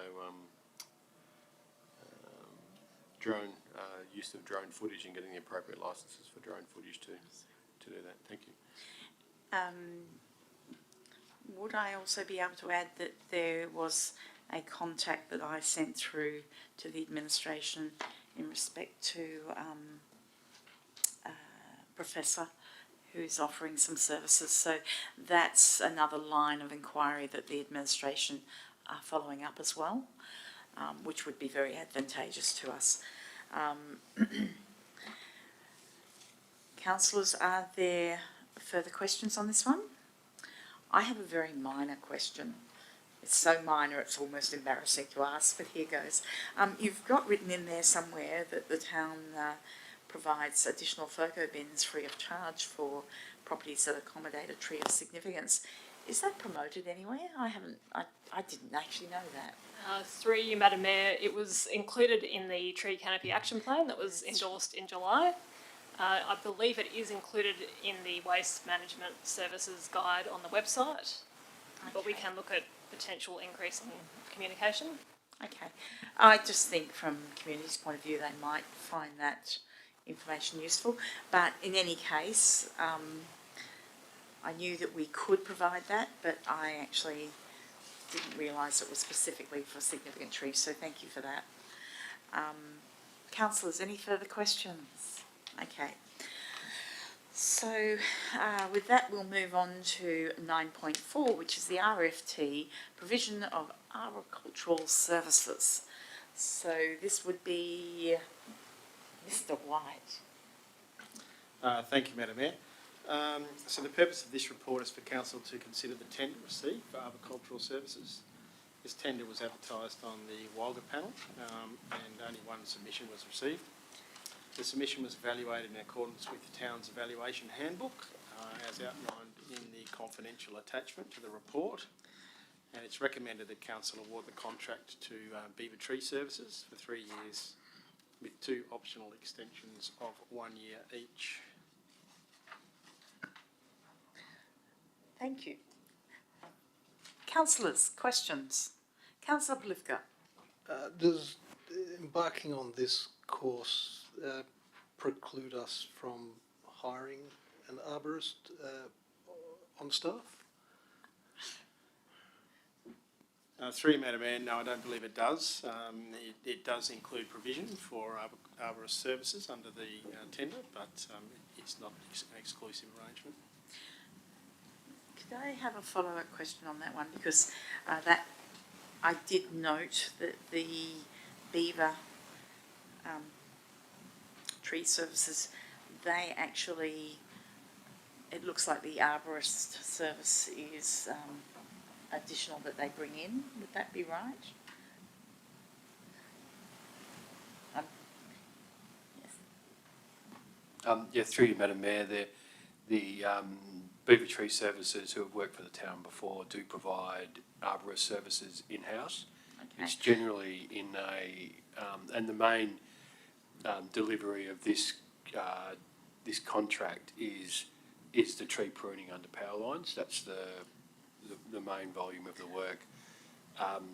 But we are able to bring in additional arborists, more professional arborist services as well. Does that answer your question? Yes, well that was clearly the definition of arboricultural services is for the cultivation and care of trees. So that's why I was asking the question, because I noted that most of the services provided by this contractor is for tree pruning and the like. And I also note on page 26 of the agenda indicates that the town does not have the internal resources to provide the required services, which I would agree, I'm sure the staff would agree that we don't have the internal resources for tree pruning. However, we do, correct me if I'm wrong, we have aspired to provide the internal resources for arborist come tree canopy expertise.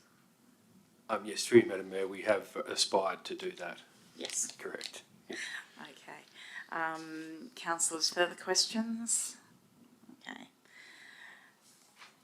Okay, if we've got no further questions, we'll move on to the next one, which is 9.5, differential rates refund. Madam Mayor, I'll just excuse myself. Yes. If someone can come and get me when it's finished. Yeah.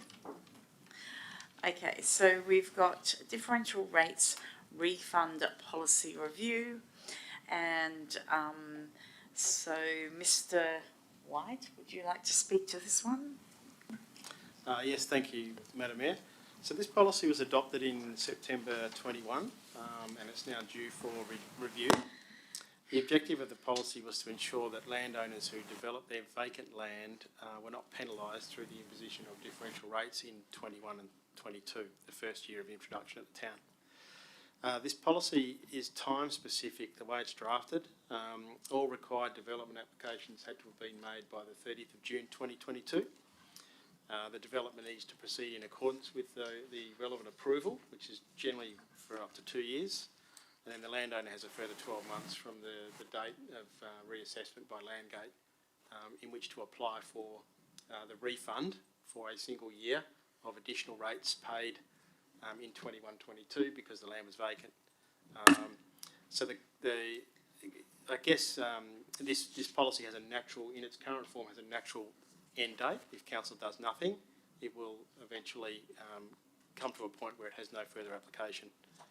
And it's that, I guess, the administration's view that given that differential rating is now established at the town and that differential rates can be avoided by developing the land, it seems unnecessary to continue to facilitate a refund of differential rates on vacant land. So the recommendation is for council to allow the policy to have no further application through the effluxion of time.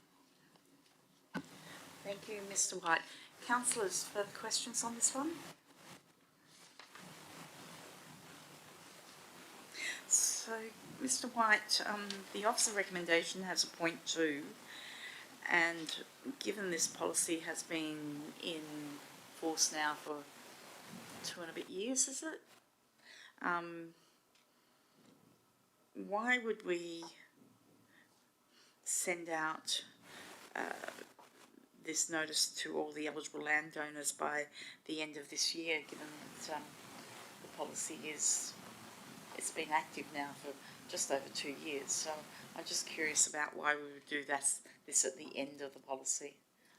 Thank you, Madam Mayor, and through you, I think basically because there are 32 landowners who are potentially eligible for a refund under this policy, and the town hasn't received any applications.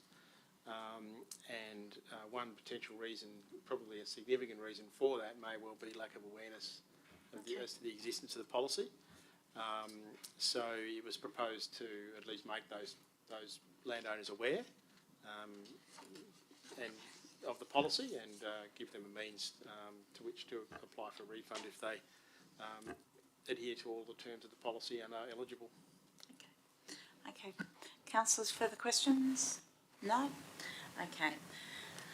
So we'll move on to 9.6, use of town facilities, Reserve 21150, BIC Reserve. And I believe this would be Mr Gibson?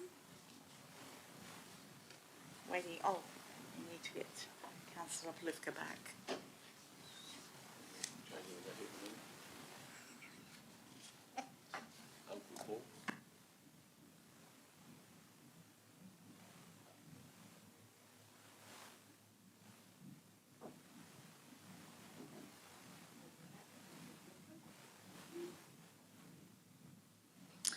Okay, so we're on to item 9.6, and I would ask Mr Gibson to provide a little bit of a summary. Through you, Madam Mayor, the purpose of this report is for Council to consider the future use of the existing building located on Vic Reserve. The report itself is quite self-explanatory in that it seeks to vacate the existing building so as to allow the town to facilitate implementation of the council-endorsed Town Centre Master Plan. Whilst this would involve displacing an existing state government function, that function can be appropriately accommodated in another town facility under a formalised lease arrangement. Thank you, Mr Gibson. Councillors, questions on this one? I have some questions on this one. Sorry. Councillor John, sorry. No, that's all right. My question would be, is there currently any suggestion of where that existing facility could relocate to? Through you, Madam Mayor, at this stage the most appropriate and most likely facility would be in Ashfield, in part of the former Seniors and Disability Service area. Obviously Amana has a lease for a portion. We use another portion for Wind in the Willows, but there is also available office space that could be used for this purpose. A follow-up question to that is just, could they continue to use the current facility while that's arranged? Through you, Madam Mayor, that's broadly the proposal, is to provide at least 6 months' notice, and obviously the decision and the time frame attached to it is a matter for Council next week. But staff thought it appropriate to tie to the end of the financial year, provide sufficient lead time in our view for the Department of Health to make alternative arrangements, whether that's in a town facility or otherwise. But the view would be they're certainly welcome to use the existing facility until the end of the financial year, but thereafter, should Council resolve as such, it would be required to be vacated. If I could ask a follow-up question to that, Mr Gibson, can I ask, what's the nature and the extent of the dialogue with the Department of Health thus far in respect to their appetite for relocation to either the site at Ashfield or an alternative site in the town? I'm just trying to get an understanding of where the negotiations are at with the Department of Health. Through you, Madam Mayor, there's been discussions for a few years now.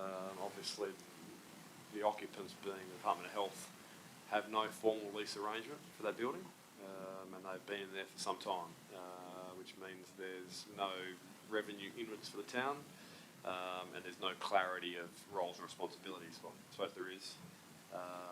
They all default back to the town. There's been ongoing discussions about the possibility of relocating them to other facilities. Obviously, Ashfield being the one that's probably dominated discussions thus far.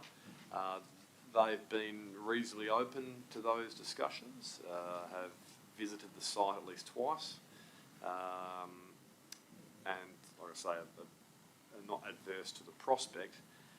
However, that has not translated yet to any material decisions or actions, and I suppose this would be a circuit breaker of sorts to really force the issue, and I suppose it's a matter for council to determine next week whether it has the appetite to force the issue, or whether it would prefer to allow the Department of Health to continue to occupy the town site.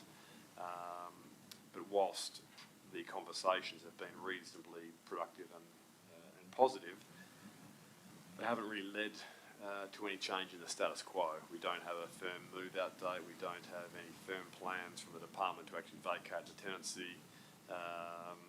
Nothing has really moved beyond a series of discussions, and I suppose that's the purpose of bringing this report to council tonight, is to give council the opportunity to move this issue forward if it so chooses. If you don't mind, Councillor Burke, I'd like to just follow up on that.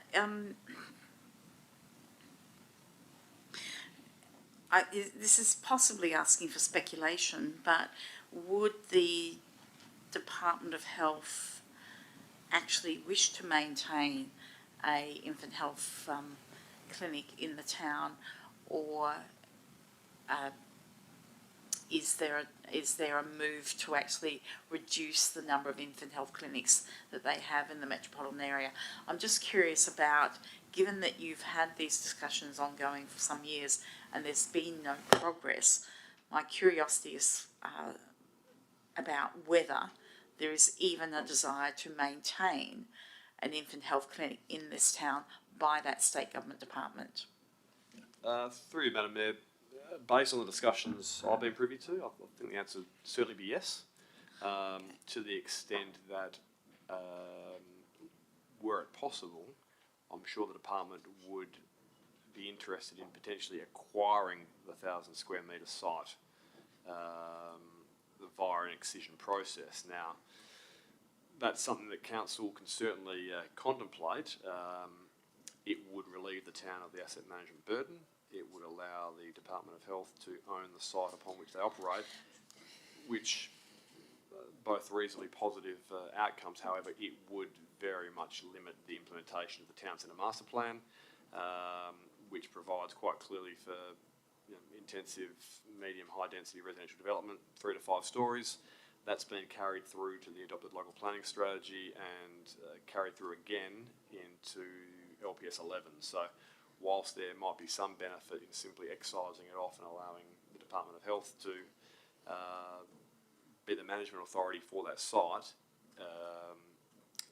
it would have the downside of restricting or limiting the implementation of the town centre master plan.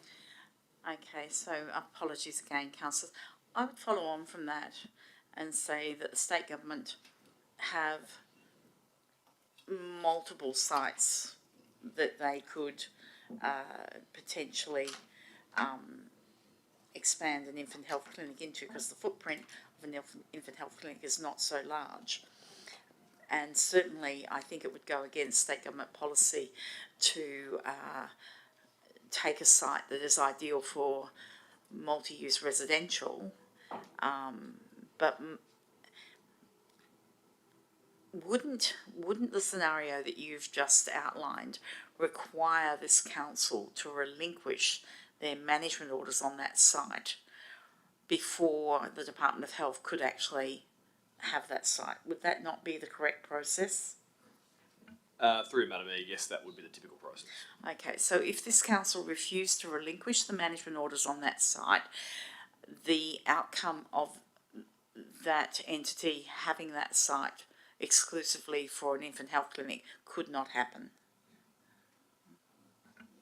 Through you, Madam Mayor, broadly, I suppose they have the site exclusively at the moment for an infant health clinic, and they have it exclusively without any authority in the typical sense. But certainly, I imagine the DPLH and the Minister would be somewhat reluctant to simply excise off part of the reserve without Council's endorsement for such a proposal. Right. Thank you. Councillor Burke, sorry to hold you up. No worries. So through Madam Mayor, I've got a couple of questions, and the first one was, have the State Department, you've mentioned they'd like to acquire that land. Was there any reason for that to be central over Ashfield? Through Madam Mayor, I'd suggest it's probably an issue of finances.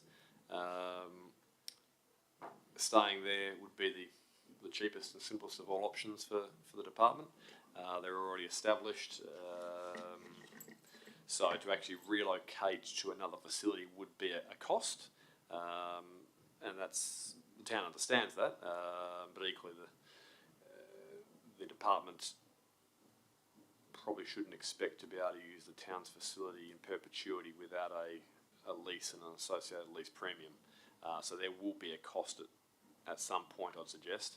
But I don't think there's any sort of in principle objection to the location and the accessibility of it. It's only, I think, 1,800 metres down the road. It's not particularly far. It's equally close to a train station, if not closer. In terms of where it sits in the catchment, I don't think that's of any concern. I think the major issue for the department is that the relocation from X to Y would come with I suppose, a real cost. Okay, thanks. Through Madam Mayor, our community is getting more families into the community. During those conversations, has there been any discussion around the impact that might have in moving from a central location to Ashfield, particularly where a lot of the attendees might walk? And it services a fair bit in the north of Bassendean and Eden Hill as well. Through Madam Mayor, based on my conversations, that didn't represent, they weren't concerned with that at all. The issue was fundamentally cost. They have I understand they've got a reasonably large facility in Kiara or Lockridge, which probably services the northern part of our district. So, again, based on my discussions, that wasn't a problem in their eyes. I'll follow up offline. Okay. Mr. Gibson, can I just have an add-on question with that one? If relocation costs are of such concern at this point in time, and given the market at the moment for development of residential is somewhat difficult, is there potential for the town to explore a short 2-year lease on that site with the Department of Health pending investigation of another site into the future? Through Madam Mayor, yes there is, and I suppose that would be the natural implication if Council wasn't inclined to support the officer recommendation. I don't think we could allow the status quo to continue. We'd need to formalise that through a lease arrangement. Okay. I think it'd be worth discussing that if because councillors are not at the coalface of your discussions, what we're obviously doing is drawing out some information as to what the other party are thinking. So I'm sorry if it feels a little bit like an inquisition. It's not meant to be. Councillors, Councillor Plifka? Yes, thank you. Following on from Madam Mayor's point that if we were to seek to realise the aspirations of the town centre master plan, we would have to essentially relinquish the management order, which would then vest that land absolutely in the state government. If that's the process that we were going to embark upon, why would we need to require a department of the state government to vacate those premises? Couldn't we simply just relinquish the management order and then the state government can decide whether its department remains there or whether it does something else with the land? Through Madam Mayor, that's an option. I suppose the risk of that is it again potentially compromises the implementation of the master plan. And that there's no right or wrong answer to the council on this one. It's about what it wants to see in its town centre and how hard it wants to push to see that. Yep. It's certainly open to simply seek to relinquish the 1,000 square metres and walk away and let the state government determine what happens next.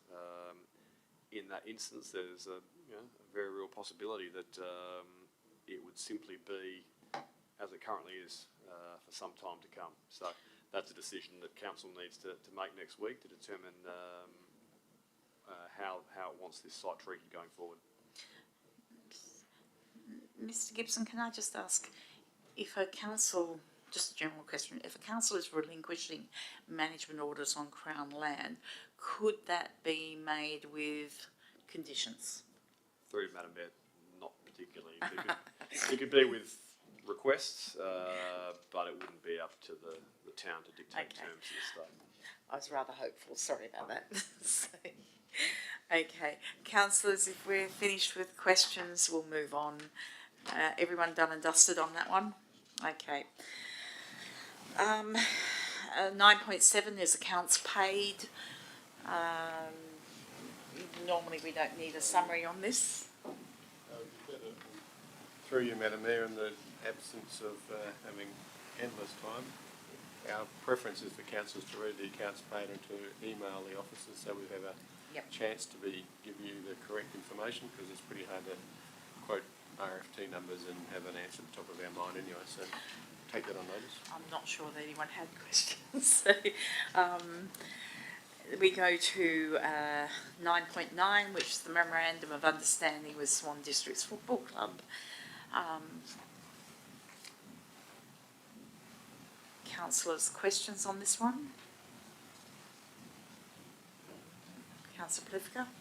I suppose just in terms of the progress under that Memorandum of Understanding, we would be given updates as and when the relevant milestones are achieved, and are there any things which can be provided at this point in time, or just that's something which will happen in the future? It's probably a future, Councillor Plifka. There is going to be a meeting with the December the 5th between the staff and the CEO just for updates on these types of projects. At this stage, there's nothing formal to report, unfortunately. Thank you.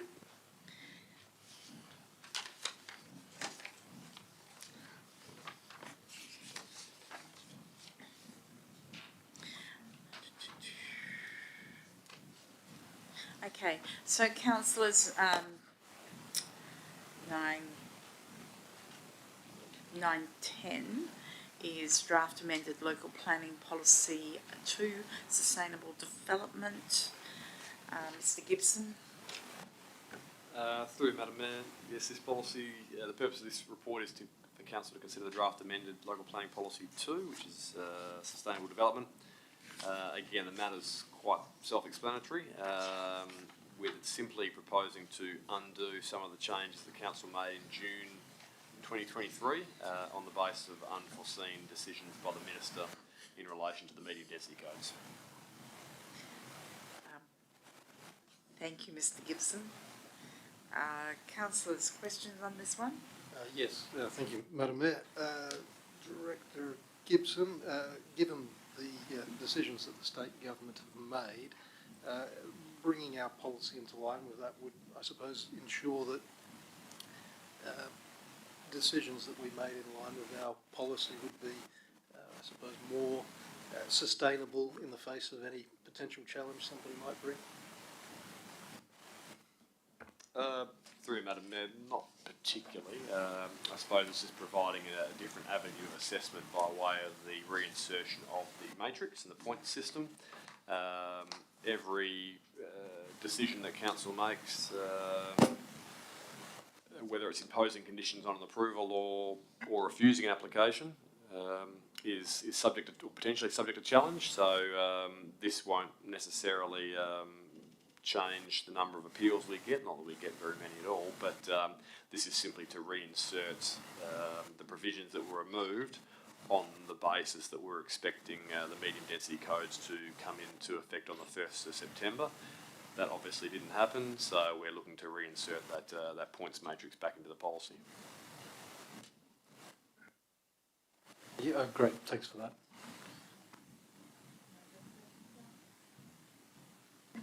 No further questions.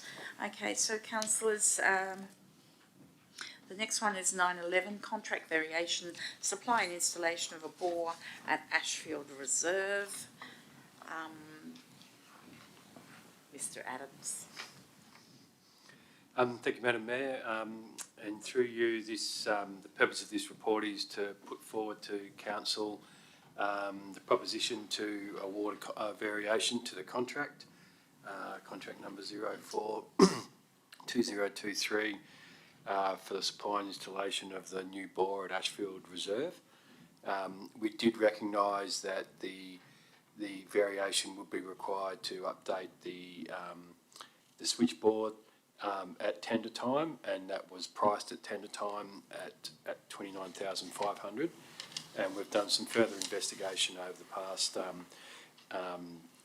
few weeks, and it does need to be upgraded, and it needs to come in front of council for a council decision due to the value and its percentage of the total contract sum.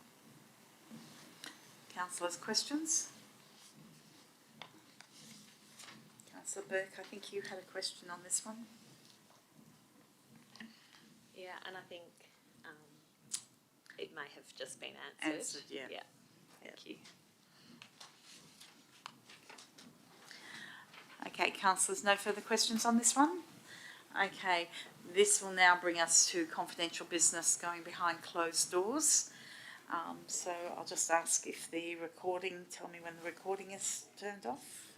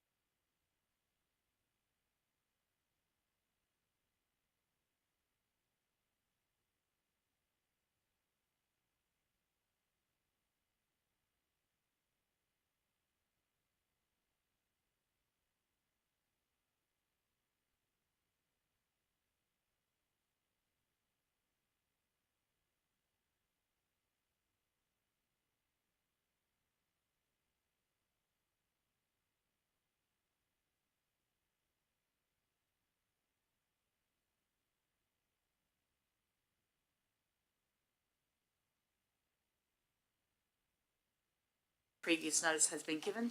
I don't believe there are any. We come to the closure of the meeting, so the next briefing session, are we back on? No. So the next briefing session will be held on Tuesday the 12th of December, commencing at 6 p.m, and the next ordinary council meeting will be held on the 28th of November 2023, commencing at 6 p.m. So I'll declare this meeting closed at 8:20. Thank you, everyone. And if we wait for a few moments until the recording is back off again.